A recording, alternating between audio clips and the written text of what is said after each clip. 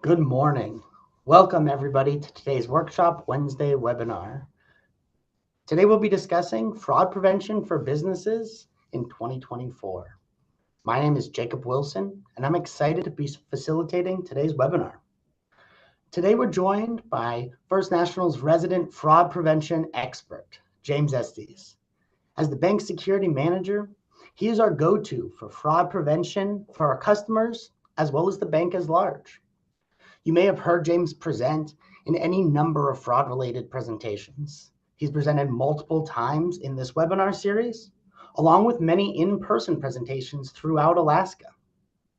In this presentation, James will discuss current fraud trends, how fraudsters may attempt to steal your hard-earned funds, and what you can do to protect your business in 2024. James, can you hear me all right? I can. Thank you for having me this morning. Great. Thank you for joining us. Before we get started, James, would you please share a bit about yourself, including your time with law enforcement prior to joining First National? Yeah, for those who haven't met me, my name's James Estes. I'm the security manager here at First National Bank Alaska. Next month will be four years that I've been with this organization. Prior to that, I was over 20 years with law enforcement. Majority of that time was with the Anchorage Police Department. I spent the majority of my career doing investigations ranging from all sorts of crimes, including financial crimes. So transitioning over here was kind of a natural course of progression. I will tell you that in the 4 years that I've been here, this past year, I have not seen the type of fraud that has been attempted to either be perpetrated against the bank or local businesses and individuals. So I appreciate you having me here to talk about something that's very important that hopefully at the conclusion of this, everybody will walk away with some tips to be able to help safeguard their businesses and also their personal accounts as well. Yeah, this is definitely a topic that I know we've been discussing quite a bit internally and how to help our customers with James and many other bank stakeholders. So I can tell you from experience that James gives an engaging presentation, but this will be much better if you as the audience members are willing to participate and ask questions. So at the bottom of your screen, you're going to see a question and answer feature within Zoom. Now, we'll be able to see each question that you ask, and I encourage you to ask as many questions as possible throughout this presentation. And I know James is actually going to ask something right off the bat here. So I'm going to ask a favor of our audience. If you could just go ahead and test out that feature. Just go ahead and click on Q&A right now and just put a hi into our Q&A. Just say hi as a question and tell us how you're doing this morning. I just appreciate that. I like to everyone just so you see how that works and we can get it going. I see lots and lots of hellos and I appreciate that that feedback. So great. So as I said, this is your opportunity to ask a fraud prevention expert in the state of Alaska any question that's on your list. So please take advantage of it. With that, I will turn this over to James. All right. Well, Jacob already spoiled it right off the get-go. I do have a question and see if anybody in the audience will know the answer is. And the answer is, how far back has fraud been in existence? What's possibly one of the earliest documented cases of fraud?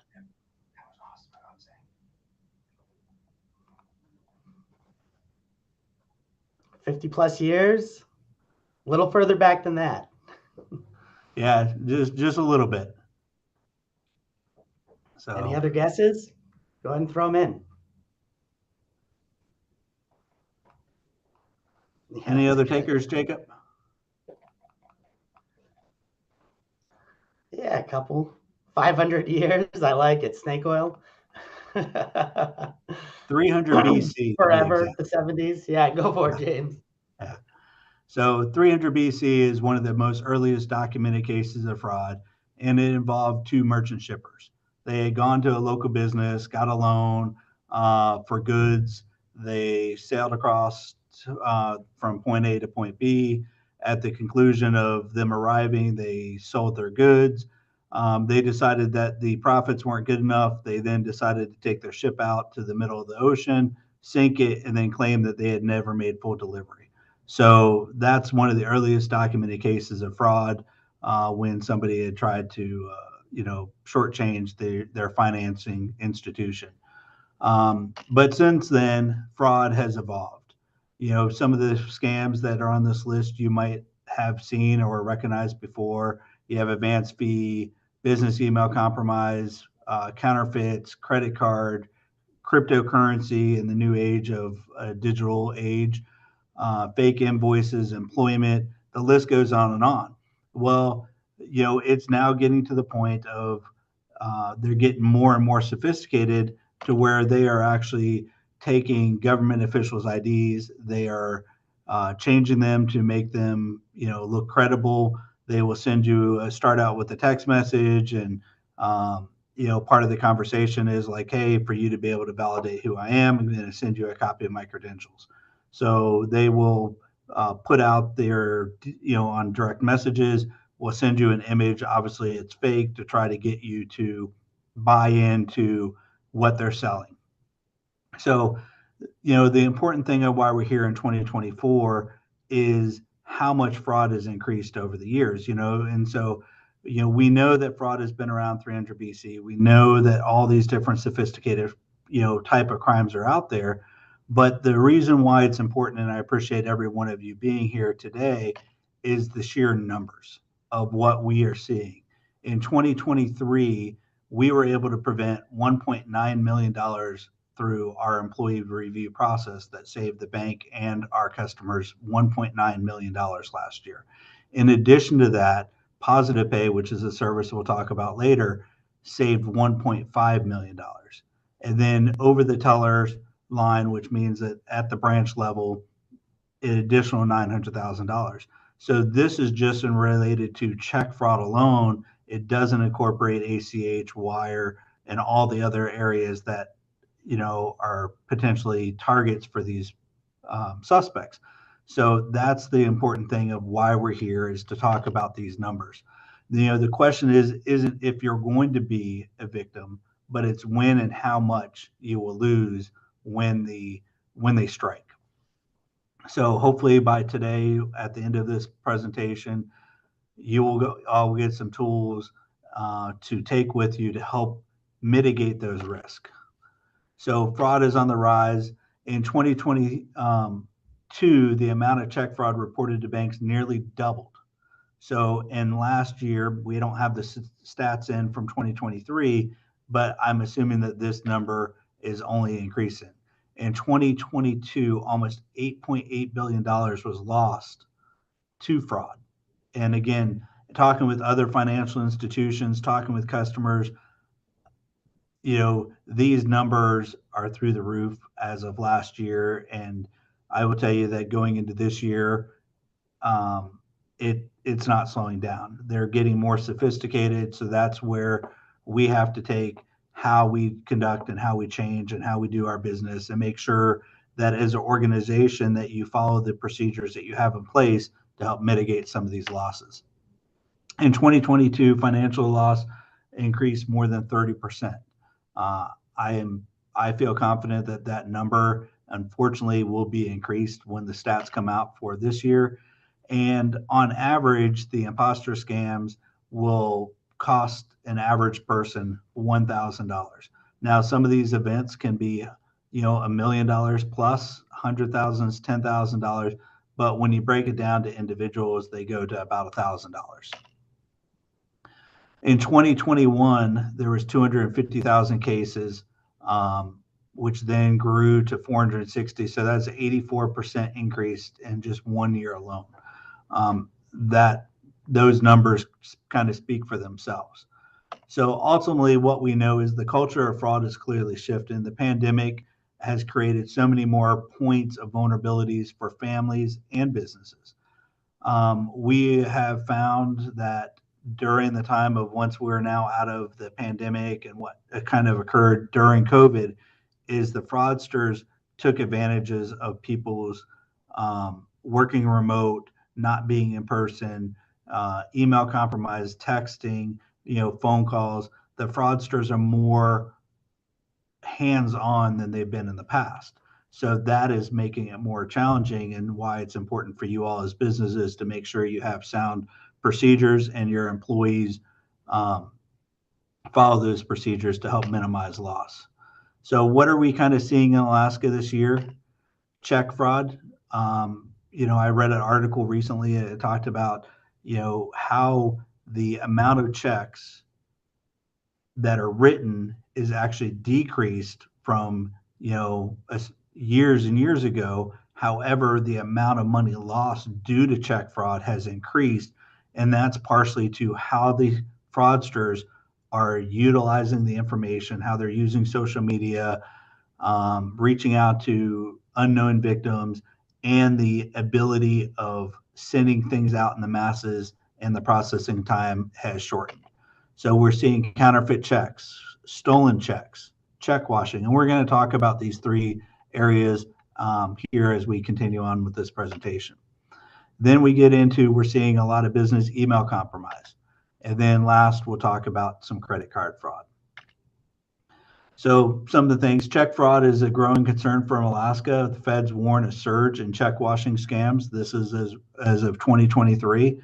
I will also let you all know that, the federal government is seeing the increase of this. I was in a presentation last week with that the Postal Service put on. They are partnering with ABA, which is American Banking Association, to help give public outreach and education to the public as far as concerns of check fraud, and because it's a growing problem that is now affecting everybody, and the government is trying to help educate and go into partnerships with businesses to kind of put that message out there. Cases of check fraud have escalated dramatically, with Americans warned not to mail checks if possible. That was on the ADN. Again, there are a lot of vulnerabilities in sending checks, but some of the things that we'll put in place will minimize the risk. And ultimately, it's a race against time. Once you send out a check, you need to monitor your accounts, make sure that things are clearing, that they haven't, it's the amounts that you had written the item for. And if you notice anything, and I'll say it a couple times through this presentation, is as soon as you see something that stands out and is wrong, you need to immediately contact your banker and talk with them, because again, it's a race against time. The faster we are aware of it, the faster we can get to it, the better chances are that we can recover the funds. So we'll kind of go down in counterfeiting. It's simple. Fraudsters, they don't need a whole lot of information. They steal mail from the stale mail. Once they get a batch of checks, whether it's from local businesses, personal accounts, all they really need is a computer, a printer, and check stock. Check stock's readily available in any local area. And once they do that, they're off to the races. So here's an example of check washing. Now with the fraudsters, they use simple chemicals that can be found at the grocery store, acetone fingernail polish remover, and they dip the check into the item. And once they do that, they then change the written amount. They will change the pay to the order of. Now, Jacob, here, I'll ask a question to the audience and see, does it make a difference what type of pen you use when you are filling out a handwritten check? What do you all think? What type of pen you use? Or can you just pick up any random pen and it's all the same, or is there a better tool for the purpose? Thank you. Carolyn was just asking about check washing. So this is actually very appropriate. Yeah, we got a couple of yeses in here. Yes, yes. Definitely matters. Gel pen. Yep, that is it. So if you do write a personal check and you're using check stock, make sure that you use a gel pen. The difference between the two inks is the gel ink actually embeds into the fabric or the fibers of the paper, where the other ink is on the surface, and it's more susceptible to acetone, to washing. I will tell you that when these people dip these checks into the acetone and they remove it, they will let it dry, and it's very hard. It doesn't change much about the check complexity or the paper. It's just washing, and you'll see a little bit of residue, as you can see in here. Right behind Christina, there's a little smudge area, but that's from where the acetone was. Other than that, it's hard to tell. So if you all do write checks, make sure that you're using the right tool for the job, which is using a gel pen, which will help reduce the risk of your checks being able to be washed. They still might be altered. They still might take a pen and try to write over it. However, it will reduce the risk of it being altered with using chemicals. Hey, James, So, can I jump in really quick here? yeah. Two questions. One, we had a question if we have any examples of gel pens that have been washed. We could see, and I don't know, but if any of our future examples are gel pens that have been washed, please let us know. Also, I just want to talk to, these seem like things that anyone could do to buy at the store. So are we seeing more, and we didn't talk about this beforehand, but are we seeing more individuals doing this and just kind of doing this on their own, or is this more of an organized kind of deal? Who's washing these checks generally? Kind of this question. So I will tell you that, when I was in law enforcement, I dealt with financial crimes. A lot of the alterations in the check stuff were done by local individuals in the community. However, as things progressed and people are seeing how easy and how lucrative it is for these type of things to happen, it's moving more towards organized crimes. But on the actual check washing itself, a lot of them are going to be people, the 1 and 2 offs. The alterations, as far as counterfeiting checks, those are going to be more of the organized crimes. And part of that is check washing. You can go to the store, you can get acetone, you can dip it in there, you can rewrite it. It's chemicals that are easy and readily available in any community. Thank you. You ready to move on to the next one? Yes. Okay, so the next one's going to be a question on whether or not somebody can see. And I had shown this to Jacob prior to us working on this presentation, said, hey, can you see anything wrong with this item? And he was not able to. Let's see if anybody in the audience can pick up on it. This, other than the blurred out areas, those are things that we do to safeguard. But is there anything that stands out about this check minus the blurred areas? Yeah, I'd love to say that I got this one right, but I did not figure it out. So nobody's guessing yet. Maybe we can give them a hint. Okay, well, let's zoom in a little bit. Let's see. Now, can anybody see where there's any type of change? No, same zip code. Good guess, though.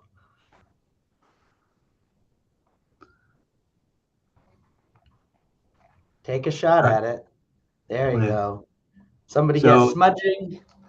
Yeah. Oh, so what happened if you look at this smudging around the address area? Yep. Looks like erasers in the background. Yep. Yep.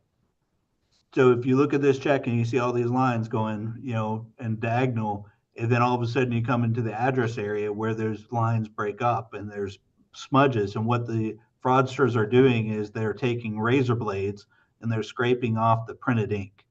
And then they are typing over, they're using a typewriter to type over a new address. And so this is an item that was caught by one of our tellers.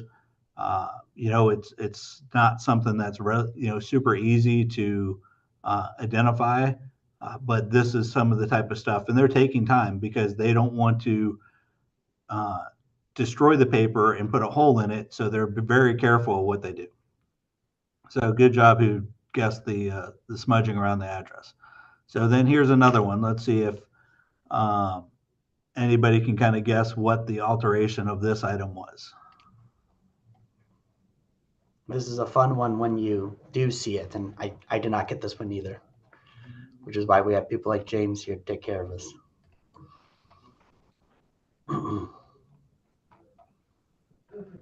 Any ideas? Any thoughts? Amount has been changed. Yep, the amount's been changed. Yep. How about the original pay to the order of? Yep, the original paid to the order of. Can anybody guess who this item was originally made payable to?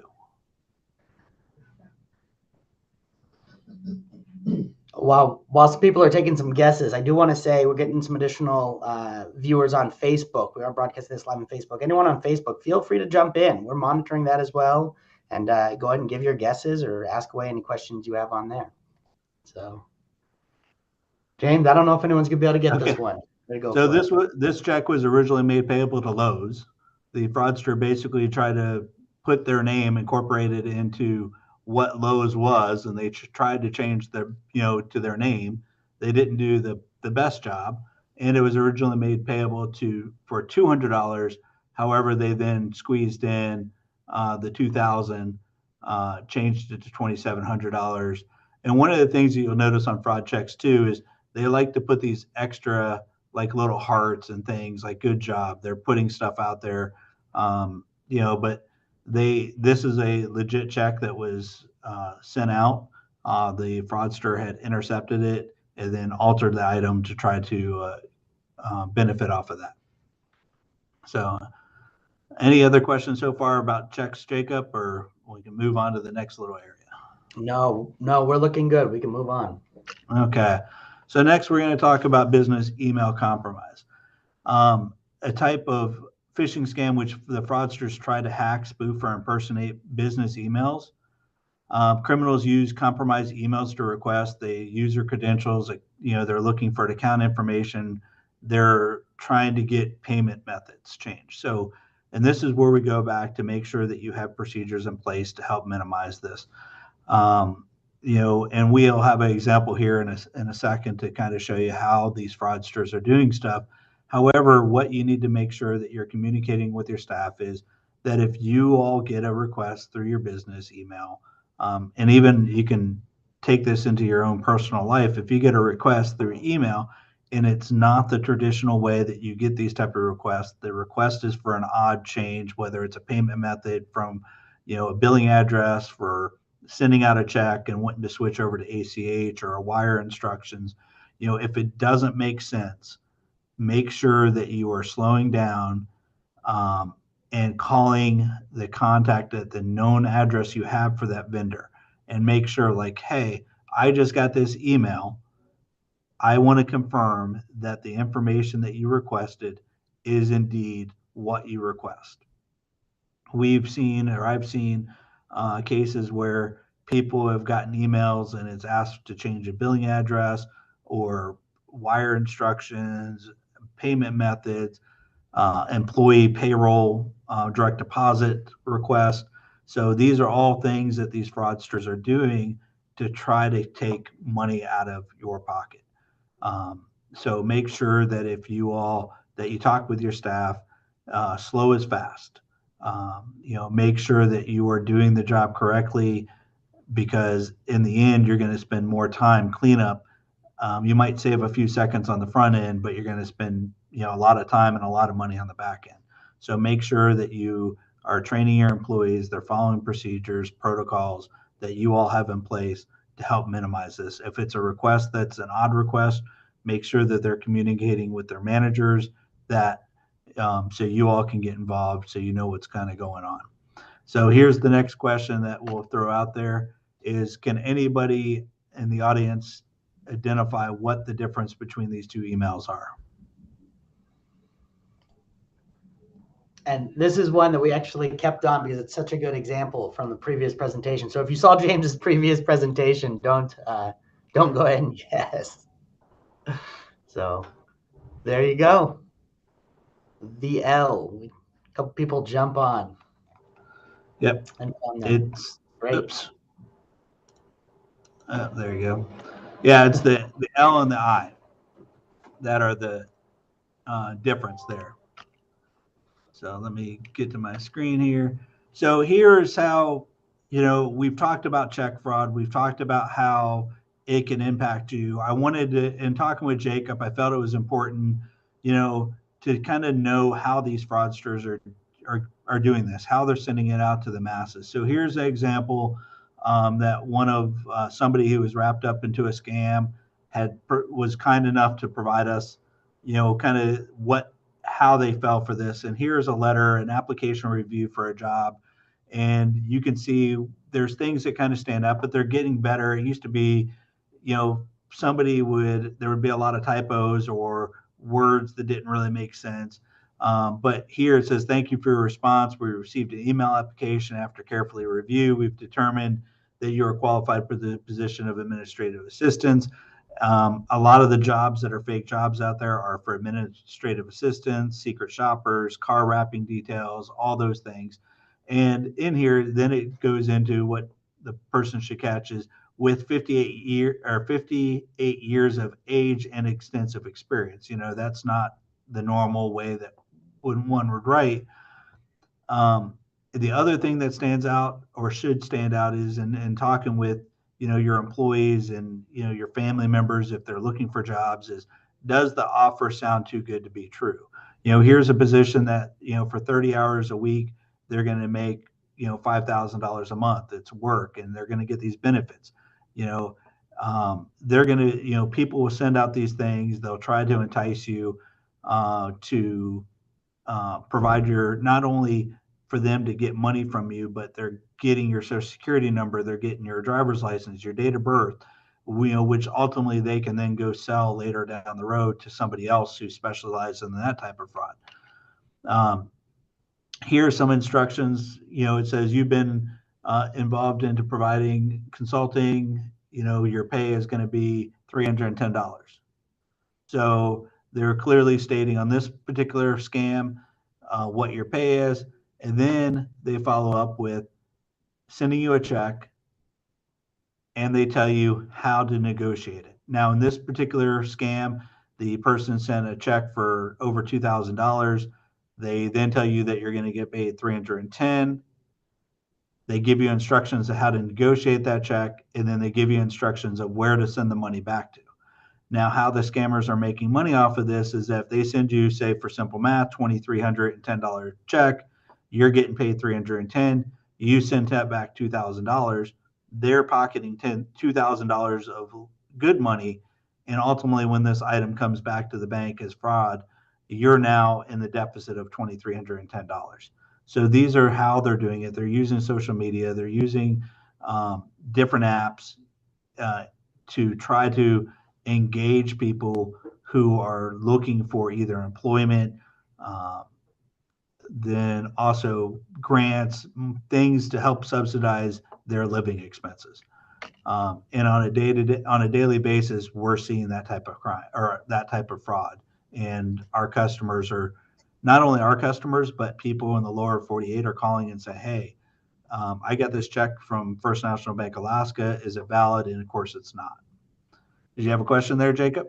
Well, I just wanted to jump in. You touched on social media, and it's something that you and I were discussing prior to this presentation is the sophistication and diversity of these attacks.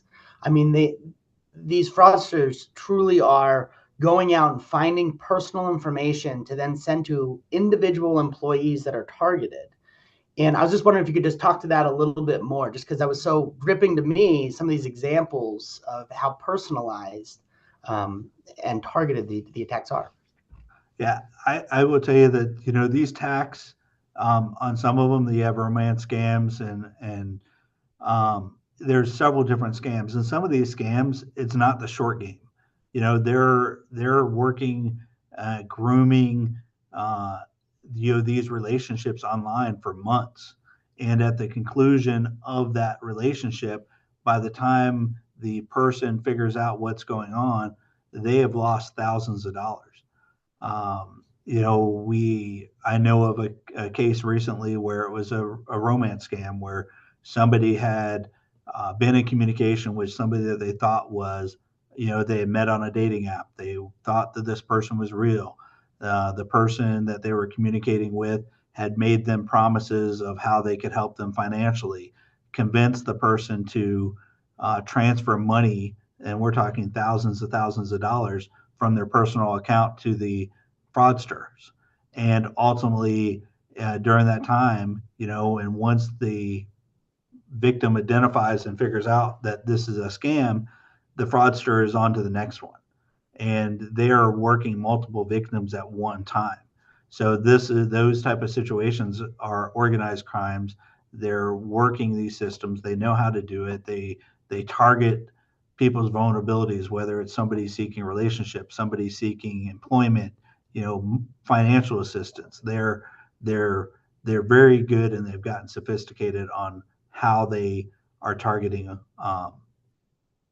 people in the our community. Anything else, Jacob? Did I cover it? No, thank you very much. Okay. So now we're going to talk about corporate account takeover. The fraudsters can use compromised email accounts to gain credentials in order to compromise internal systems. Again, we're getting back to is there anything that's unexpected? Maybe a payment change. Make sure you have procedures in place that if you get something that doesn't make sense, that you're following through at a known number, not at the number that you have that's in the email, but calling the number that you have on the file and the customer, look up on the internet to see what it is. So make sure that you guys, again, have the tools in place to be able to help safeguard and minimize the loss. We're also seeing an increase, and this kind of goes back to credit card fraud. And I will tell you that in 2023 and moving into 2024, and talking about the romance scams and various things, there is an increase amount of times where we are finding that our customers are giving out their credentials, their banking credentials, their online banking credentials, and the fraudsters are gaining access and moving money out of their accounts. So if you all get calls, and again, if they're wanting access to your accounts, they're wanting, login credentials, those are things that banks aren't going to ask for. They're not going to, IRS, the local police aren't going to ask for your login credentials. So if you get requests that don't make sense, make sure that, you're not providing that information, because it only takes a matter of minutes once they're in to be able to start ciphering this money. So, but business credit cards susceptible to stolen credit cards, fraud scams that use credit cards as payment method, and skimming devices. Now, one of the things that me and Jacob had talked about is, when I came up here in the late 90s, it was like, oh, Alaska, we don't see these things in Alaska, or early 90s, I came up here. And I will tell you that, during my course of my 20 years with law enforcement and continuation with Fnba, Alaska is not far behind. A lot of things that we're seeing in the lower 48, we're seeing here at about the same time. The skimming devices, there was a case that I worked, and this photo here, can anybody guess what is contained in this bag?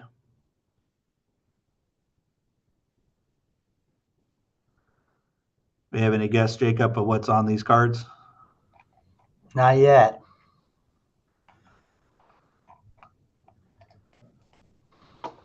Anybody? I better let them know. All right. So what this is a bag of magnetic strips. It could be used for hotel keys, for any type of like the cards, whatever else. And with this case happened is shortly after while I was getting ready to leave the Alaska State Troopers, where I was a financial investigator. And what the fraudster was doing is he had installed skimming devices out in local businesses. And when you swiped your ATM card, he would get that information. He would collect your PIN number. He would then input that information into a computer and transfer it onto one of these green cards. On the one side of the card, he would write the 4-digit PIN. So, and then that way, when he went to go use the card, he would be able to go to the ATM and pull money out. Now, in this scam, what he was doing is he was he was smart enough to know that with the items that he stole, so he would go to California or Las Vegas, he would install skimmers there. He would then ship the bag of cards to Alaska, where he would start to drain money out of people's accounts. We intercepted this bag of cards, and if you can imagine how many cards there are and how much money that this person could have gotten from victims if we hadn't intercepted it, during the time that he was operational this last time, he had taken over $100,000 from members in Alaska. So it's very easy for, it's not low tech. It's something that is people can do, and we are susceptible. So if you go use the ATM card or ATM machine, the gas pumps, if you see something that doesn't seem quite right, make sure that you inspect it or go to a different gas pump or go pay at the register. So just keep in mind that things that we are seeing in the lower 48 does impact us. So how do criminals compromise your information? They do it through email, USB, and using unsecured networks. Downstream vendors and suppliers are also another course or another way. Files reports left on counters. Again, we're talking about procedures and best practices. If you work in a business, whether it's only one or two people, make sure that you have like clean desk policies, that you're not leaving information out on the desk when you're not in there, that you're putting it away, you're storing it.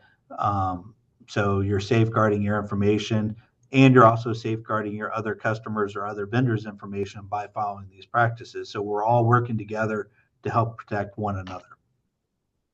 And then we have incoming and outgoing mail. I'm not sure if you all have seen the news, but in 2023, there was an increase in mail thefts. And the people weren't just stealing it from, driving up to your house and taking it out of your mailbox. There were reports where organized crime had found out the value of mail. And there are instances where a mail carrier was assaulted, their mail was taken, their keys were taken. And as a result of what we experienced in the nation in 2023, the postal services are changing their ways of how they're locking their mail receptacles. But if you can imagine, there are hundreds of thousands of mail receptacles out there across the nation, so it's labor intensive. However, they are starting to change some of those things, but mail is obviously a weakness where information could be taken once they have an image or your account number, your routing number, the style of your check. They can easily make fraudulent checks. And then be careful of information thrown in the garbage.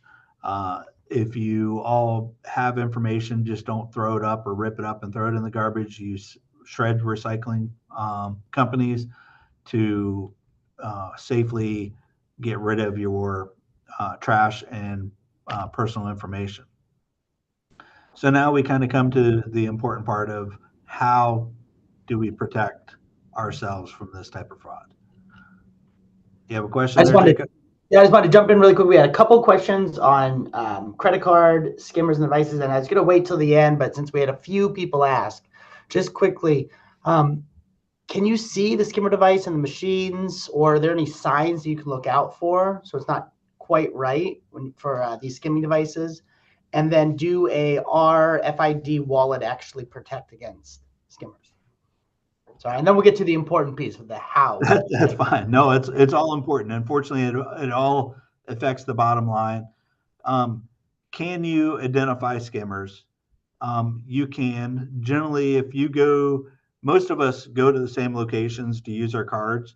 If you see that there's something bulky on the reader that doesn't look right, if you're at a gas pump, I would go to another gas pump just to kind of take a look and inspect, because the likelihood of them putting skimmers on every single device or every gas pump is probably not that likely. They also can put them on ATMs. But if you see something that just doesn't look like it naturally flows with that device.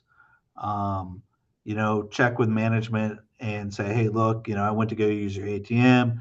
Um, there seems to be a bulky item that's on the card reader, and, have them give you that verification that no, everything's fine. So you can make identification off them. And then my knowledge or what I know on the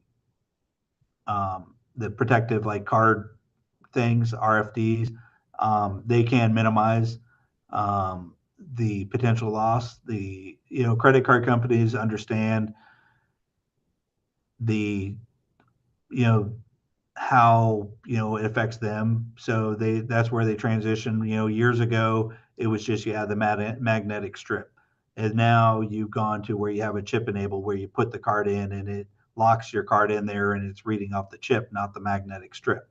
And then now we're going to touchless payment, which sends communicates tokens back and forth, for authorization. So as the criminals get more sophisticated, the banking industry is also changing the way to help minimize and protect yourselves. Thank you for that. And there's some great questions coming in, but I'm going to hold some of these to the end because I really want to get through these best practices for each of these categories we're discussing. Okay. So now how do we protect? So we're going to talk about some best practices. Use ACH to pay vendors where possible. It minimizes the amount of checks that you're actually sending out. And you can set up recurring payments for that. You also have other electronic payment options for customers. And the most important thing that costs you nothing other than a few minutes is monitor your accounts daily. I can't emphasize that enough of how important it is for you all to get online and check not only your business accounts, but you're also checking your personal accounts to see, is there any unusual transactions or activity that is going on that I don't recognize? Most businesses, they know their patterns, they know how many checks they write, they know what the dollar amounts are. So even if you're not doing the audit of the books at the end of the month, we're not talking about having to do that on a daily basis, but going in there and seeing, hey, is there something unusual? Maybe your check series is 9,500, but yet you see a check that just cleared for 200, in the series of 200. That should stand out to you. So make sure that you all are monitoring your accounts on a daily basis, looking for those things. Again, it's a race against time. As soon as you are aware of something, you let your banker know. That will help minimize the potential loss. Use check fraud prevention services available, and we're going to talk about that next. Is not First National Bank offers these services, but the financial services, if you're not banking with us, will most likely also offer these services. It's a way to help mitigate the risk. If you're writing a lot of checks, I would encourage you to get with the treasury management or wherever you bank to talk about discussions of how to help best protect your account through the use of positive pay or check block. It's a way that you um, are able to control and verify, and you're taking some of that manual process off, and you're allowing the systems to be able to say, yep, I wrote this check for this amount on this date, this check number. There's some things that it verifies to help mitigate fraud. So again, very important. It's a few minutes on the front end to load the information into Positive Pay. However, in the back end, it will save you a lot of time and money. If you're not already using these services, talk to your financial services institute and talk with them about the services that they can provide. We've already talked about this. It's a race against time. As soon as a fraudulent check hits your account, we have 24 hours to be able to return that to help recover money.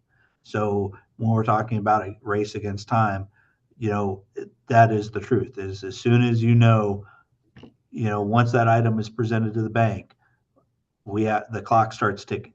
So as soon as we identify it or you identify it, you reach out to your banker and let them help you get this stuff and the information and the tools and the paperwork together to be able to help mitigate those losses. Another thing talking about procedures is best practices. Ensure strong, information security and IT. Ongoing information security awareness programs. Again, the fraudsters change. So just because we did something this way a year ago, things could change in 2 years. So we need to make sure that we are keeping up with the times, that we know what the growing trends are. We know what the vulnerabilities are, so making sure that your information security and IT are up to date is invaluable. Strong passwords and dual authenticity. Use dual control whenever possible. For banking purposes, use a standalone computer just for banking if you're able to. So you're not having multiple, you're not looking at your emails, you're not doing whatever. That one computer is designated for all your banking activities, whether it's the QuickBooks, whether it's issuing checks, that you're using one computer if possible. Never connect to an unknown Wi-Fi, and have a good IT person. And again, it's very important. Monitor your accounts in real time and verify each payment. Make sure, because it's a race against time. As soon as the item is presented, there's certain time parameters depending on what type of, if it's ACH, wire, or check, they all have different time limits. If you get information and that doesn't make sense, contact your vendors. Make sure that you keep good up-to-date information on contact information. So if something does happen, you have a solid number that you can call that hasn't been social engineered in through text messages or emails where they've tried to update. Make sure that you are keeping contact, giving good contact information, so that way if fraud does happen, they can call you directly, or you can call them directly and verify whether or not it's a valid item to pay. Train your employees to fraud, to spot fraud. Take that 15 minutes, take that hour, whatever it is. If you have a new employee, spend a little bit of time on the front end, because it'll save you time and money on the back end. And use payment fraud prevention services. Some of the other preventive services that we have and other financial institutions have is ACH fraud prevention and ACH block. Again, talk to your bank, your treasury management people. They'll be able to help and guide you through some of these things and look over your entire account and help determine what the best methods to implement are. Best practices: verify all merchants and payments requests. On your online banking, your credit cards, make sure that you're setting up card alerts for unusual spending habits, for them to send you alerts. Ensure the security of the banking credentials, that you are using complex passwords, that you're not sharing your information, that you're not connecting to unknown Wi-Fi's. All those things can help minimize the risk and exposure. Monitor your account daily. Again, monitor internal controls and the safekeeping of physical cards, and update your procedures and policies whenever, periodically. Just because you wrote it 10 years ago doesn't mean it's still the best practices or the best methodology. So take a look at your procedures to make sure that you're safeguarded, because again, as we change, the criminals change, so we need to change with that time. And report lost or stolen cards immediately. We need to shift to active awareness. It's, in order to prevent check fraud, credit card, we have to be active versus reactive, because reactive is no longer working. We need to make sure that we're taking an active role and help save not only our, your business money, but your other vendors' money as well. And the way that we all work together by being active in that. Additional fraud prevention: seek out best practices, understand your threats, understand where your vulnerabilities are, know what's going on in the current trends, keep in touch with your local banking institute, use the fraud prevention tools that are offered, and train your employees, and not only train them, but make sure that they are trained right, that the person that is training them is capable, and knows what they're doing. Um, Use a holistic approach to fraud. It's not just one thing. It's a whole process of how we are going to combat this and get through this. Educating your employees, using effective tools, implementing best practices, and maintaining physical security. Making sure that you have controls of who's walking through the door, what do they have access to. Those things are going to help, um, save your money or save your business. Um, and at the end of the day, there's two rules to kind of remember: is a customer friendly but offender hostile environment will keep fraud from impacting the bottom dollar. And this isn't to say that you should be rude or grumpy when somebody comes in through the door. It's We want to make sure that the people who are trying to commit fraud against us are aware that we know what the risks are, that we are actively engaging with our customers as soon as they walk in, saying hello, greeting them. Making sure that the area is well lit, it's not cluttered, that we're training our employees correctly to how to interact with people. And then two, training employees right and doing business with customers that you know and trust will help prevent your business from falling victim to fraud. And Jacob, you had said that there's a handful of questions, and so looks like we have about 8 minutes. So go ahead, let's see what we can do.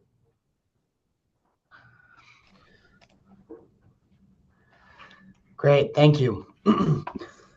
So let's jump right into the questions, and we'll try to get through as many of these. If you do have additional questions, please put them in, and we'll reach out individually to get those answered if we don't get to them in the time we have remaining. Okay, so if somebody calls claiming to be law enforcement, what can I ask to find out that it's a fraud call? What if there are questions I could ask right off the bat to figure that out? Okay. So one of the things I would do is, if they're law enforcement, and I'll give you an example from my past and how I would do things. There were a lot of times as an investigator is that people were witnesses or potentially suspects on a crime, and the only choices that you have is by making phone contact. And what I would do as an investigator is I would call the individual, and so I would call and say, "Hey, Jacob, my name is Detective Estes. I'm with the Anchorage Police Department. I'd like to talk to you about this incident. I know that you can't verify who I am over the phone, because just like I can't verify who you are because it's over the phone." And what I would recommend is that any law enforcement that's truly calling you, and what Jacob's response would be is, how can I verify who you are? And my response would be,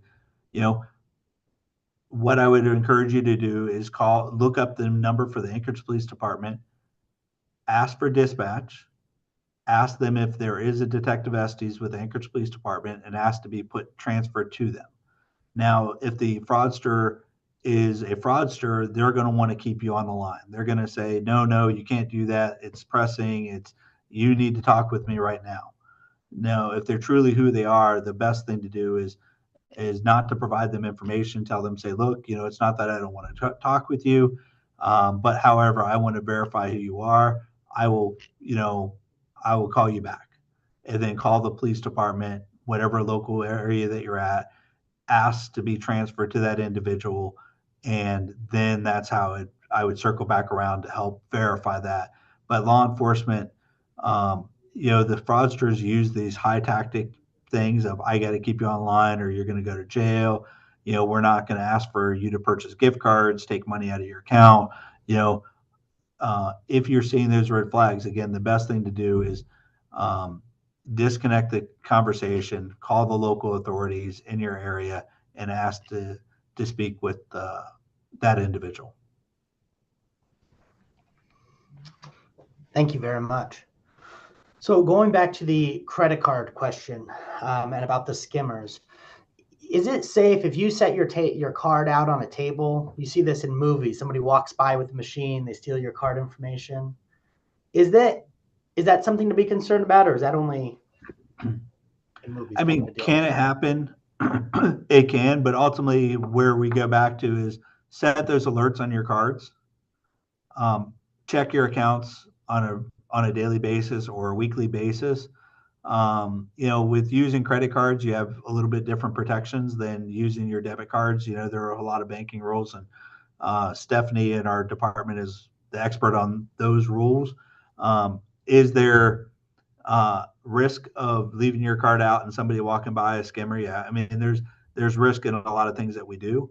However, if we're monitoring our accounts and we're setting up the alerts, it helps alert us to things that are unusual, and it identifies things early, and then we can reach out to our financial institution to get it stopped. Understood.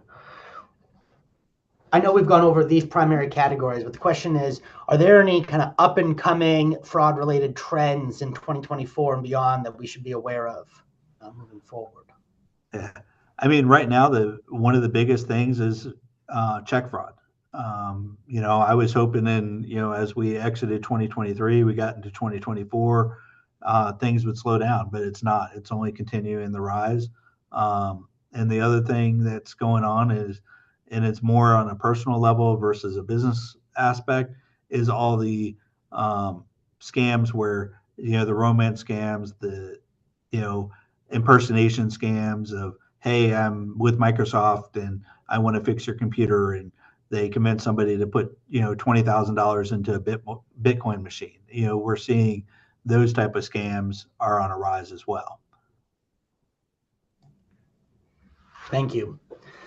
So time's time. I'm trying to fit one more question in here, and then we'll close out. How fraud resistant is a platform such as Venmo or some of these online payment platforms, or how can you protect yourself using those? How to protect yourself is, do not transfer money to somebody that you don't know. And 2, do not share your login credentials. I mean, those are the best ways to help mitigate that aspect is, when you're using Venmo or Zelle, it's a direct connect to your bank account. So to help safeguard that, minimize that, don't share your login information.